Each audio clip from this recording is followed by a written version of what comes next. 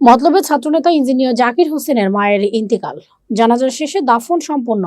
মতলব উত্তর প্রতিনিধি ইসমাইল খান টিটুর রিপোর্টে দেখুন বিস্তারিত। চাঁদপুরের মতলব উত্তর উপজেলার উত্তর ষাটনল গ্রামের বিশিষ্ট সমাজসেবী ও সাবেক ছাত্রনেতা ইঞ্জিনিয়ার মোহাম্মদ জাকির হোসেনের মা মনোয়ারা বেগম আর নেই। গতকাল 17 মে রাতের দিকে হঠাৎ স্ট্রোক করলে তাকে রাজধানীর নারায়ণগঞ্জের প্রোঅ্যাক্টিভ হাসপাতালে ভর্তি করা হয়। লাইফ সাপোর্টে রাখা সত্ত্বেও মহান রাব্বুল আলামিনের ডাকে সাড়া দিয়ে আজ রবিবার 18 মে 2025 সকালে 10টা 20 মিনিটে তিনি শেষ নিঃশ্বাস ত্যাগ করেন। ইন্না লিল্লাহি ওয়া ইন্না ইলাইহি রাজিউন।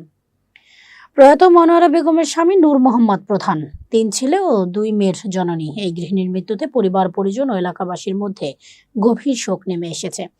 বাদ আসর ষাটনল ইউনিয়ন পরিষদ কমপ্লেক্স মাঠে জানাজার নামাজ অনুষ্ঠিত হয়। জানাজা শেষে মরহুমাকে পারিবারিক কবরস্থানে দাফন করা হয়।